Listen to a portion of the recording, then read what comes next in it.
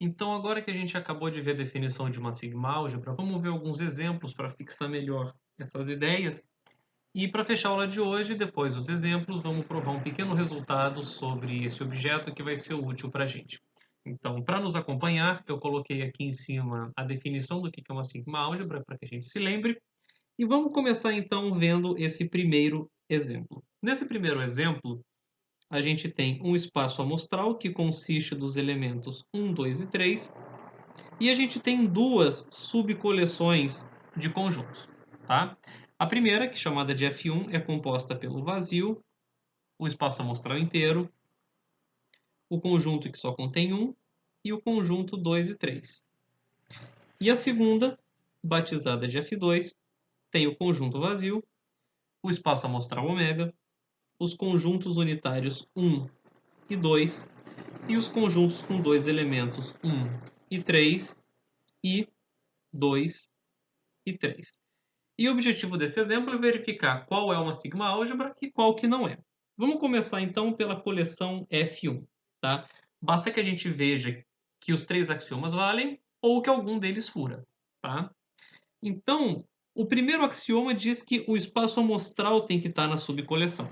Então, nesse caso, né, o ômega está ali, a gente verifica facilmente que a primeira condição é satisfeita. O segundo item diz que, se um conjunto está na coleção, o seu complementar também deve estar. Então, a gente vê o seguinte: o complementar do espaço amostral é o vazio, o complementar do vazio é o espaço amostral, e ambos estão na coleção. O complementar do conjunto 1 é o conjunto 2, 3, e, portanto, o complementar do conjunto 2, 3 é o conjunto 1.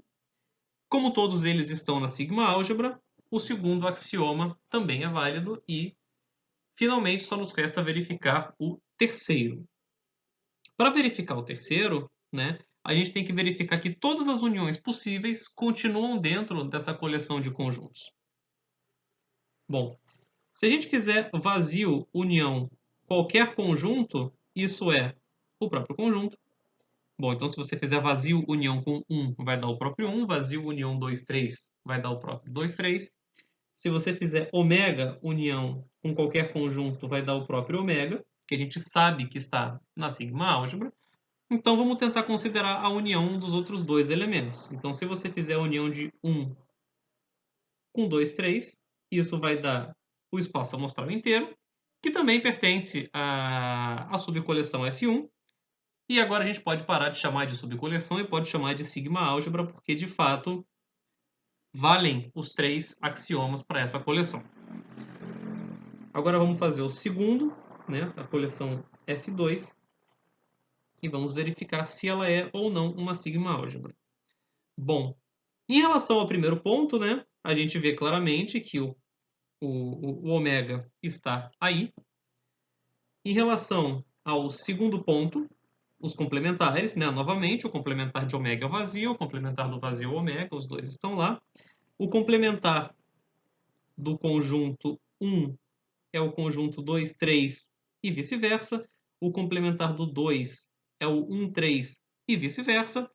Então, a gente verifica que, se um conjunto está, o seu complementar também está. Logo, o segundo axioma também é válido para essa subcoleção. Finalmente, o terceiro axioma, tá? A gente tem que verificar novamente se as uniões todas estão presentes aí. Então, se você fizer, por exemplo, a união do conjunto 1 com o conjunto 2, isso vai dar o conjunto 1, 2, que não é um dos conjuntos com dois elementos aqui. Então, esse elemento não pertence à coleção F2, portanto, não podemos afirmar que ela é uma sigma-álgebra. Tá? Passando para o próximo exemplo, esse exemplo diz para a gente o quê? Deixa eu colar aqui novamente a nossa definição da sigma-álgebra. É para a gente verificar que para qualquer conjunto ômega, o seu conjunto das partes sempre é uma sigma-álgebra. Tá? Então, novamente, é bastante simples de fazer essa verificação. Então, 2 elevado a ômega é uma sigma-álgebra. Bom, o primeiro ponto dado que essa coleção é de todos os subconjuntos, né, a gente sabe que ômega é um subconjunto de ômega e, portanto, ômega pertence ao conjunto das partes. Então, o primeiro axioma está válido. O segundo axioma diz que se um elemento está, o complementar também está. Bom, se você tem um subconjunto de ômega e você considera o seu complementar, ele também vai ser o subconjunto de ômega. Portanto, ele também está dentro do conjunto das partes. E, finalmente, se você tem uma sequência de conjuntos que são subconjuntos de ômega, se você fizer a união deles, isso também vai ser um subconjunto de ômega, logo o terceiro axioma também está válido. Tá? Então, o conjunto das partes é uma sigma-álgebra. Em geral, a gente só vai adotar o conjunto das partes quando a gente estiver lidando com um espaço amostral finito. Tá? Para espaços amostrais infinitos e não enumeráveis, a sigma-álgebra das partes tem alguns problemas técnicos, como a gente falou do paradoxo de Banach-Tarski em slides anteriores. O terceiro exemplo tem uma natureza um pouco distinta, ele não quer que a gente mostre que nada é uma sigma-álgebra, mas que a gente construa uma determinada sigma-álgebra. Então, imagine que você tenha aqui um espaço amostral ômega e você tenha um evento A aqui. E imagine que o evento A seja o único ao qual você tenha interesse em atribuir probabilidades, tá? Então, você gostaria de uma sigma-álgebra que contenha esse conjunto A. Bom, é claro que você poderia, como a gente viu no exemplo anterior, né, considerar a sigma-álgebra que é do conjunto das partes. Afinal de contas, A é um subconjunto de ômega, logo a sigma-álgebra dada pelo conjunto das partes contém o conjunto ômega. Mas lembrando, ela pode ser grande demais para os nossos propósitos. No outro extremo, né, a gente tem a sigma-álgebra que eu vou batizar de F2, que seria a menor sigma-álgebra que contém o conjunto A, né? A mais pequenininha possível. Que ela vai ser composta pelo conjunto vazio e ômega, ele sempre tem que estar lá, pelo conjunto A e pelo seu complementar. Tá? Então, F1 é a, entre aspas, maior contendo A e F2 é a menor contendo A. Tá? São duas sigma-álgebras bastante antagônicas que contêm esse conjunto A. Claro que não são as duas únicas, existem um monte no meio do caminho, que por razões técnicas a gente não trata aqui no nosso curso, mas eventualmente num curso mais avançado de probabilidade vocês podem ter que lidar com esses objetos. E finalmente, o último exemplo da aula de hoje vai nos levar a uma sigma-álgebra bastante importante que a gente vai mencionar no curso, mas também não vamos entrar em muitos detalhes. Esse é o experimento típico de quando a gente está lidando com problemas de probabilidade, né? Você quer escolher um número real ou acaso de acordo com uma distribuição normal de média zero e variância 1. Apesar da gente não ter introduzido essa nomenclatura ainda, eu vou dizer que isso é uma variável aleatória normal de média zero e variância 1, tá? E a gente quer saber quem é uma sigma-álgebra razoável para esse experimento. Bom, a gente sabe que uma sigma-álgebra possível, né, como sempre, é considerar o conjunto das partes dos números reais, mas, lembrando do nosso querido paradoxo de Banach-Tarski, provavelmente coisas esquisitas vão acontecer que a gente gostaria de evitar. Tá? Então, bom, se a gente lembrar do nosso curso de probabilidade 1, quando a gente tem algo desse tipo, a gente em geral está interessado em calcular probabilidade de x estar entre A e B, ou a probabilidade de x estar entre A e B e um dos intervalos é fechado e o outro é aberto, ou a probabilidade de x ser maior do que um certo valor c, coisas dessa natureza. Então, num experimento desses, a gente está interessado em atribuir probabilidades a intervalos. Então, atribuir probabilidade a intervalos de números reais. Então, uma sigma álgebra que seria interessante para a gente seria, naquele mesmo espírito do exemplo 3, a menor sigma álgebra contendo os intervalos de números reais. Bom, nesse caso é bastante mais complicado a gente construir essa sigma álgebra, né? Você não vai simplesmente construir ela fazendo uniões e interseções e complementares, isso dá bastante trabalho. Mas é possível garantir a existência dessa sigma álgebra, como eu venho falando ao longo dessa aula toda, isso é mais geral do que o contexto do nosso curso. Mas essencialmente a gente pode definir essa sigma álgebra aqui, que eu vou denotar pela letra B manuscrita, né? É a sigma álgebra dos borelianos, em homenagem ao matemático chamado Borel.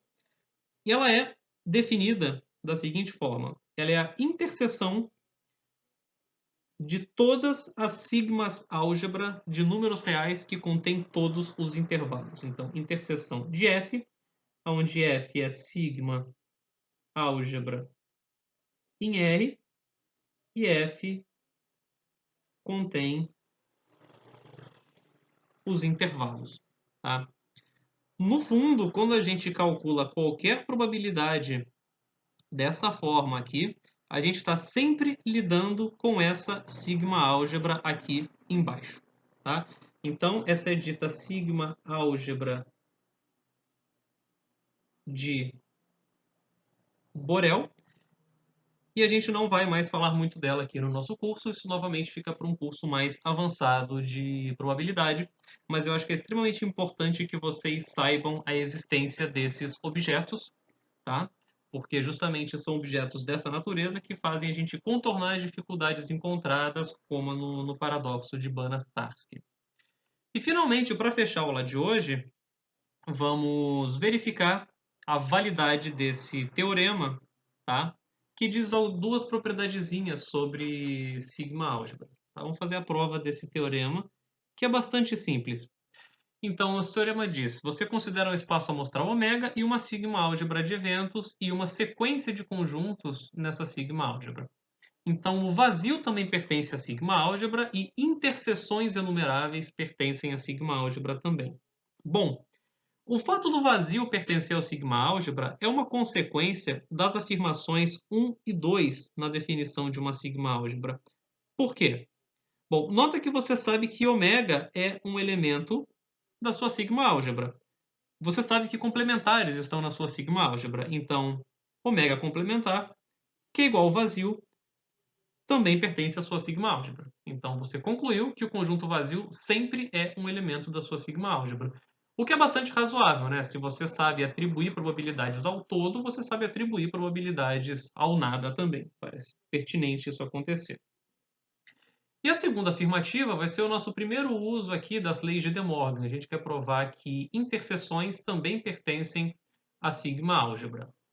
E isso vai ser uma junção dos pontos 2 e 3 aqui abaixo. Tá? Em vez da gente provar que a interseção está na sigma álgebra, vamos provar que o seu complementar está na sigma álgebra. Tá? Então vamos fazer o seguinte: interseção I indo de 1 até infinito, de AI complementar. Ops, perdão, complementar fora. Tá? Pela lei de De Morgan, a gente sabe que complementar de interseção é a união dos complementares. Tá? E agora vamos analisar aos poucos. A gente sabe que cada AI pertence à sigma álgebra. Portanto, cada AI complementar também pertence à sigma álgebra pelo ponto 2. E, finalmente, a união dos AIs complementares também pertence à sigma álgebra pelo ponto 3. Tá? Então, esse cara é um elemento de F, e como a gente sabe do ponto 2 que complementares sempre estão na sigma álgebra, a gente sabe que interseção I indo de 1 até infinito de AI também está na sigma álgebra, né? Basta tomar o complementar desse conjunto aqui em cima e o nosso resultado está provado.